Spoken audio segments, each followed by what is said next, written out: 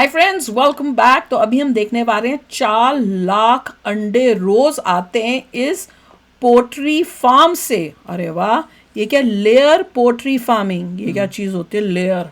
हाँ, देखना पड़ेगा।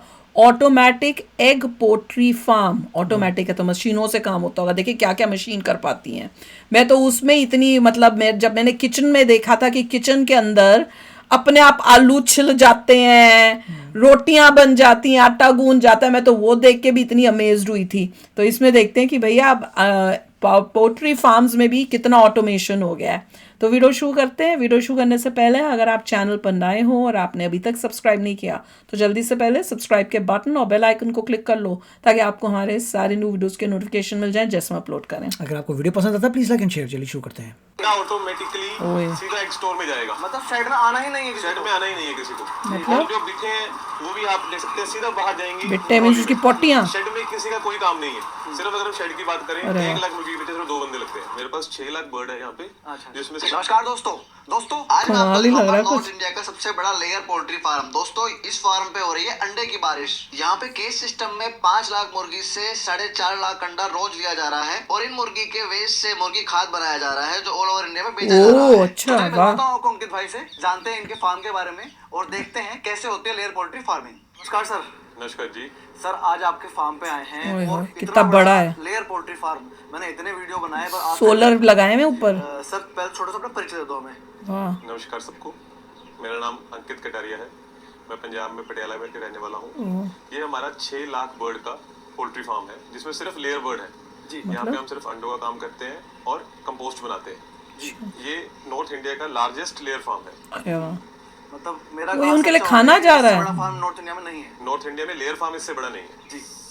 सर थोड़ा सा सिस्टम समझेंगे कैसे यहाँ पे सिस्टम चल रहा है आपका, शुरुआत कैसे हो रही है? क्योंकि शुरुआत होती है फीड से, ठीक है ना? सब कुछ सिस्टमेटिक देखेंगे वीडियो में। अब आगे आगे हम पीछे पीछे आइए सर। सबसे पहले हम फीड मिल में चलते हैं जी। यहाँ पे हमारे पास हर तरह का रॉ मटेरियल आता है।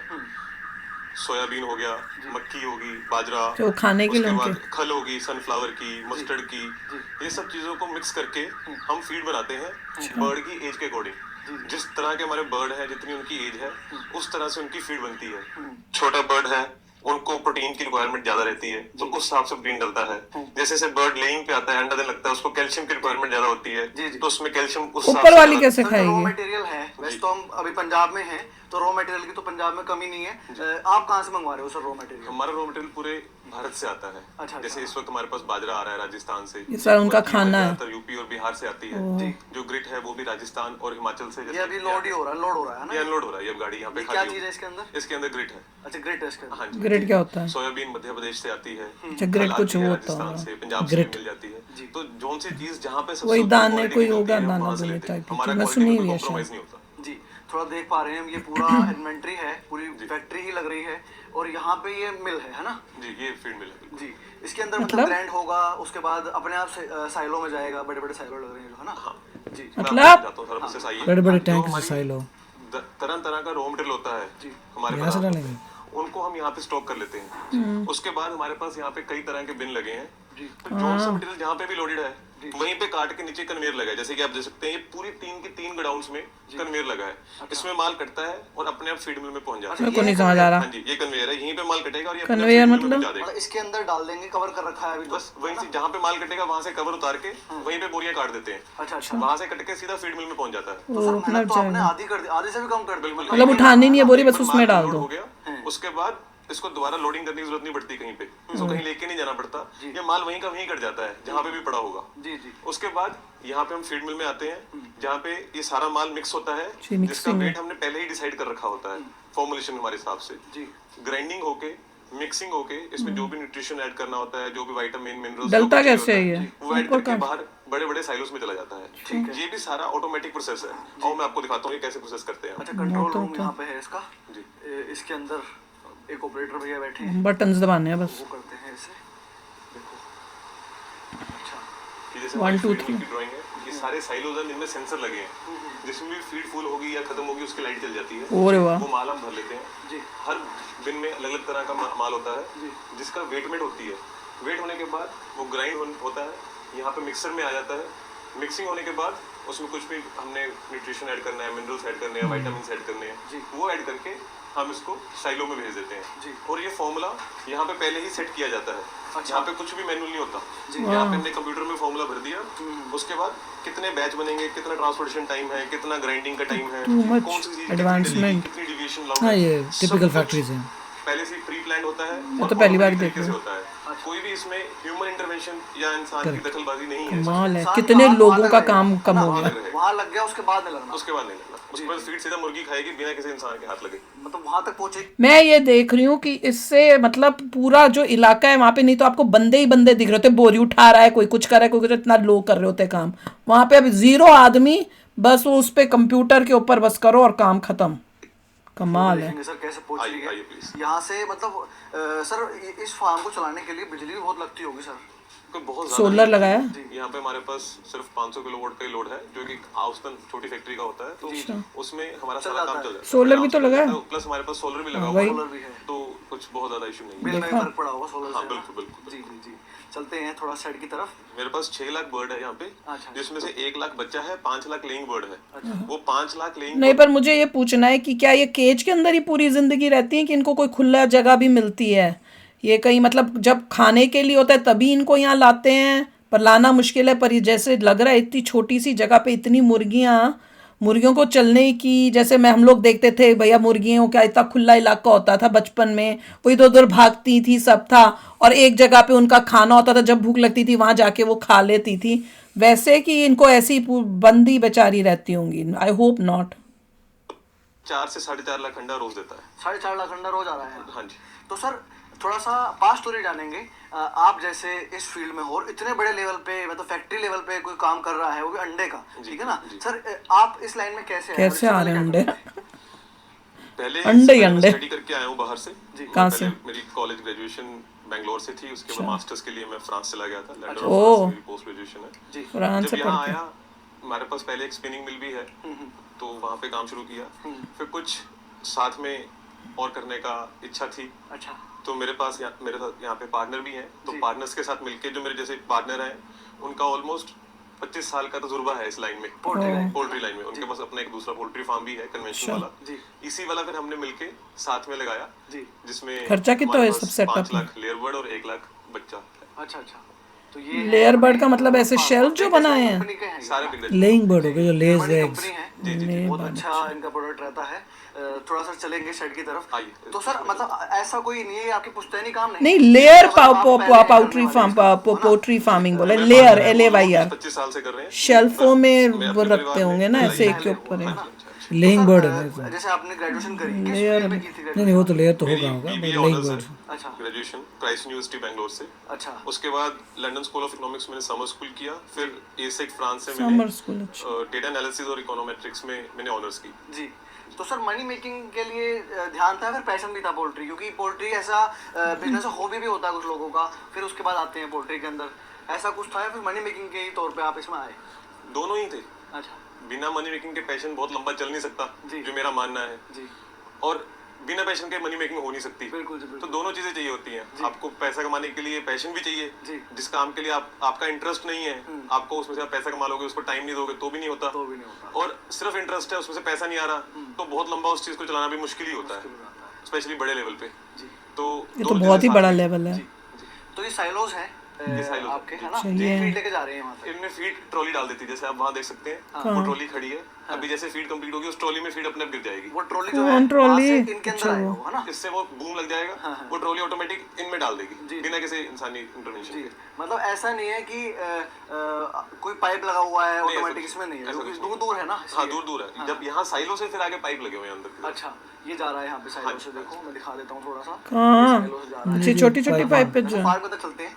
तो अभी हम शेड के अंदर जा रहे हैं और बहुत यूनिक शेड चीज क्या मैंने है? इस फार्म पे देखी। सर थोड़ा डिस्कस करेंगे इसको भी, क्या चीज है ये बेसिकली डिसइंफेक्टेंट है। अच्छा। जैसे कोई शेड के अंदर जाता है तो उसको हम थोड़ा सा डिसइंफेक्ट करने की कोशिश करते हैं जी। बाहर तो बायोसिक्योरिटी आपने देखी, वहाँ पे तो हम चाहे गाड़ी है चाहे इंसान कोई भी आ रहा है वो डिसइंफेक्ट हो गई ताकि होगी। बीमारियां ना हो जाए मुर्गियों को। वहाँ से लेकर यहाँ तक उसके कुछ इशू ना आए, थोड़ा सा अपने एनवायरनमेंट को स्टेराइल रखने के लिए तो हर शेड का एक अलग डिसइंफेक्टेंट लगाया हुआ है हमने। जी जी जी जी। और मैं देख रहा हूँ पैरों में भी पानी लगेगा इसका, है ना? जी जी। ये क्या फॉर्मूलिन है, क्या चीज है ये फॉर्मलिन है। अच्छा अच्छा। हाँ जी। दोस्तों मेरे तो को जा कहाँ रहे हैं? बाहर से आया हूँ, तो मेरे को भी इसके अंदर से होके जाना पड़ेगा। यहाँ हम शेड के अंदर आ गए हैं, ये भी एक तरीके का कंट्रोल पैनल है। ये बेसिकली कंट्रोल पैनल है जो पूरे शेड को मैनेज करता है जी इसमें से हमने एक बार जो टेम्परेचर सेट कर दिया जी।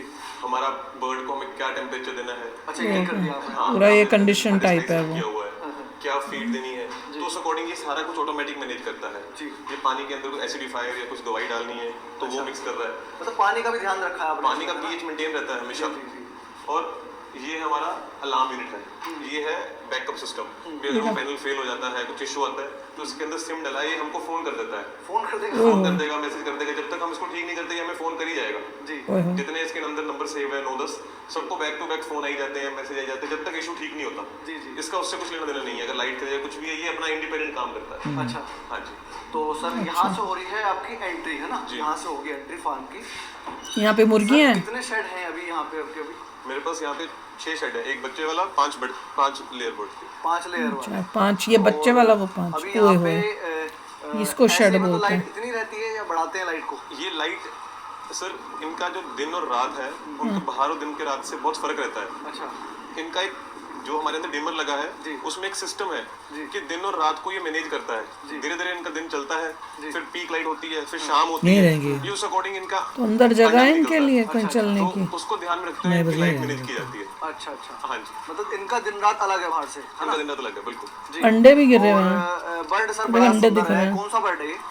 ये सर बोवन ब्रीड का बर्ड इनके अंडे नीचे आ जाते हैं जब ये अंडे देते हैं। स्काईलार्क का बोवन है हाँ। जी। और सर क्या रहता है इसका, मतलब कितना अंडा देता है ये?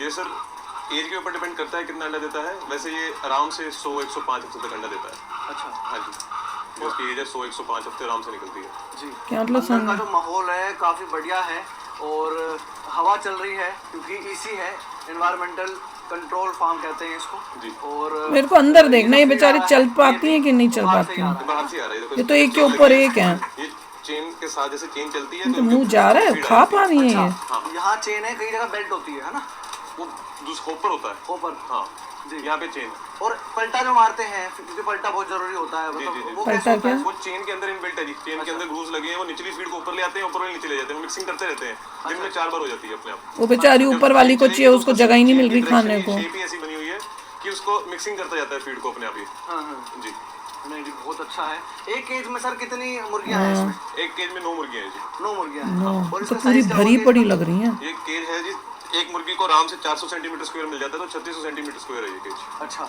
हाँ जी और मैं देख रहा हूँ मंजिल है यहाँ पे, कितनी मंजिल है सर ये? ये 6 मंजिल है जी ये 6 मंजिल है। हाँ 6 टियर 6 मंजिल ओके 6 टियर 6 मंजिल। एक केज ऊपर खोल के जाके यहाँ दिखा पे 1 लाख बर्ड है। कितना बड़ा है। सर जैसे कि यहाँ पे अभी लाइट आपने थोड़ी बढ़ाई है, ठीक है ना? सर ये बताइए अभी जैसे खाने में आपने बताया बहुत सारी चीजें चल रही जी। हैं तो सीजन के हिसाब से इनका खाना भी तो थोड़ा बहुत फॉर्मेशन चेंज होता होगा, समर्स में अलग विंटर्स में अलग। इनका नहीं खाना पीछे सीजन के केज हिसाब है से भी change वहाँ होता भी है है, वो और खाने के लिए के इधर आ हिसाब गई से यहाँ change सामने होता मुझे है। लग रहा है। जो खा लेगा चले जाती हाँ, है पीछे चले प्रोटीन जाएंगे। ज्यादा चाहिए कैल्शियम ज्यादा चाहिए अंडे भी गिरी जा उस रहे हिसाब हैं। से देते हैं जैसे जैसे उम्र बड़ी हुई जाती है अंडे पे आता है तो उसको कैल्शियम की रिक्वायरमेंट और बढ़ जाती है जी थोड़ा बुजुर्ग हो जाता है उसको फास्फोरस की रिक्वायरमेंट होती है तो उसको उस हिसाब से देते हैं जी प्लस सीजन जिस टाइम बाजरा आता है तो बाजरा ज्यादा डालते हैं मक्की आती है मक्की डालते हैं जो सीजन के हिसाब से इनको फूड जैसे चाहिए मिलता है और जो सीजन में सबसे बढ़िया सबसे उत्तम क्वालिटी की चीज मिलती है जी। वो हम इनको देते हैं बिकॉज ये हमारे लिए मुर्गी मारने के लिए तो है जी, नहीं जी। ये हमने अपने पास रखनी होती है बहुत लंबे समय तक बिल्कुल। हमने इससे अंडे लेने हैं जी। तो अगर ये हेल्दी रहेगी स्ट्रेस फ्री रहेगी इसकी तभी उम्र लंबी हो पाएगी तभी प्रोडक्शन बढ़िया हो पाएगी जी। जैसे एक इंसान है जो स्ट्रेस फ्री लाइफ जीता है उसकी प्रोडक्टिविटी उसी की उम्र ज्यादा लंबी होती है जो स्ट्रेस में रहा जिसके हालात अच्छे नहीं है उनकी औसतन एवरेज लाइफ भी कम कम है रहती वो है। सेम फॉर्मूला इनमें भी लागू होता है जनरली तो मुर्गियों की यहाँ क्या पे एज जैसे होती अभी है? आप वीडियो में तो नहीं महसूस कर पाएंगे पर आप पर्सनली देख सकते हैं कि यहाँ पे टेम्परेचर बहुत अच्छा जो है। 27 डिग्री सारा साल यही रहता है ना ठंड ना गर्मी, इनके पास यही Decent रहेगा है ना ना? इनको गर्मी लगेगी ना सर्दी लगेगी जी जी जैसे जैसे बाहर वेदर चेंज होता रहेगा उस हिसाब से यहाँ पे टेम्परेचर मेंटेन करते रहेंगे हम जी इनके लिए पीछे ये पानी की सुविधा है देखो कहाँ है? वही मैं पूछ रही, पानी जब कैसे उसको लेते पानी हैं? चाहिए जी। हर केज कहाँ है? में मुझे तो कुछ दिख ही नहीं इनको रहा। पानी मिलता रहता है इनके आगे फीड हर वक्त तैयार है 24 घंटे अच्छा जब भूख लगे आ जाए तब दिन रात के हिसाब से कम ज्यादा होती रहती है वो ऑटोमेटिकली मैनेज होती है पानी का नहीं पता जो अंडा चला होता है वो अपने आप यहाँ पे आ जाता है कैसे और यहाँ से बेल्ट के राही अपने आप कैसे आ गया अंडा वो तो कहीं भी डाल कर अंडा कर सिस्टम है कि जैसे फार्म में देखा अंदर ही होता है, अंदर ही यहाँ पे ऐसा कोई सिस्टम नहीं अच्छा, यहाँ कुछ भी है नहीं अंडा है। ऑटोमेटिकली सीधा एक स्टोर में जाएगा मतलब शेड में आना ही नहीं है किसी शेड को। में आना ही नहीं है किसी को और अंडा कैसे आ रहा है उनके शेड में से निकल के सीधा बाहर जाएंगी ट्रॉली में शेड में किसी का कोई काम नहीं है कोई इशू आए तो अंदर आना है अदरवाइज कुछ किसी का लेना देना नहीं है शेड में, वाह। सब कुछ ऑटोमेटिकली मैनेज्ड है। कोई इशू कमाल तो बहुत है, ऑटोमाइजेशन कमाल तो की। आप आके देख सकते हो, अदरवाइज किसी की इन्वॉल्वमेंट की जरूरत नहीं है। तभी आपने जो ये लाइट डिम हो रखी थी, ये ऑटोमेटिक है ना? सब ऑटोमेटिक है। जब इनकी दोपहर होगी तो लाइट तेज हो जाएगी, शाम होगी तो ढल जाएगी। इनका अपना साइकिल है, इनका दिन सुबह 4 बजे शुरू हो जाता है, बिकॉज इन्हें अंडे देने होते हैं। ये 4 से लेकर इनका दिन शाम को 4:30 तक चलता है। इनकी अब शाम होनी शुरू हो चुकी है। यार जितना अभी तक देखा है कमाल का ही दिख रहा है, पर क्वेश्चन ये है क्या इनको बाहर की लाइट दिखती है कभी लाइफ में, कि ये बस केज में ही बैठी रहेंगी? केज में बैठी रहेंगी। फिर तो उन्होंने बात कभी, है। हाँ वो मुझे देख के कुछ थोड़ी उदासी हो रही है, क्योंकि उनको खुला चलना थोड़ा वो भी मिलना चाहिए ना, फ्रेश एयर एक कमरे की जगह थोड़ा फ्रेश एयर, सनलाइट दिखे, वो भी बेचारी जो है फंस गई जिंदगी भर, बस एग लेती रह गई, अंडे देती रह गई। और अब फिर इनके जो अंडे, जैसे मुर्गियां होती हैं अंडा दे के बैठती हैं, फिर वो नए चिकन आते हैं, क्या वो भी उनको कोई मौका मिलता है कि उनके सारे और अंडे ही जो चले मुर्गियां गए? मर जाती हैं उनका क्या करते हाँ, हैं? और अगर किसी कोई मुर्गी बीमार हो जाए, वो कैसे पता चलेगा केज के अंदर कोई मुर्गी बीमार है? तो उसको कैसे, उसको देखने का सिस्टम तो होगा, बट स्टिल पता नहीं, समझ नहीं आया, क्योंकि ऑटोमाइजेशन तो बहुत है। मेरे को तो वो भी नहीं समझ में आया कि अंडा वो दे रही हैं अपने उस केज के अंदर, तो वो अंडा वो कहीं पे भी दे सकती हैं केज में, कैसे पता चल रहा है वो कैसे बाहर निकल रहा है? जहाँ भी अंडा दिया है वो मेरे समझ से बाहर हो रहा है और निकल रहा है। बहुत टफ लाइफ है। नहीं, इतना ऑटोमाइजेशन कैसे? बर्ड के लिए भी है, बर्ड के लिए तो टफ लाइफ नहीं है। आ पा रही। वही कुछ टाइम तो उनको बाहर, तभी यहाँ पे भी यूएसए में बोलते हैं ना केज्ड एंड अनकेज्ड एग्स। अब समझ में आ रहा है कि केज्ड एग्स क्या होते केज्ड एग्स हैं। हैं, और यहाँ पे अनकेज्ड एग्स मिलते हैं जो थोड़े महंगे क्योंकि उनको खुले में रखते होंगे। बिल्कुल। तो चलो अभी चेक करना अपने थॉट्स, चलते हैं, मिलेंगे नेक्स्ट वीडियो में बहुत ही जल्द। Till then take care and bye bye. तो अगर आप मेरे इस चैनल पे नए हो तो जल्दी से सब्सक्राइब के बटन को हिट करो और बेल आइकन को क्लिक करो, ताकि आपको मेरा जब नया वीडियो मैं लगाऊं आपको उसके बारे में जल्दी से पता चल जाए।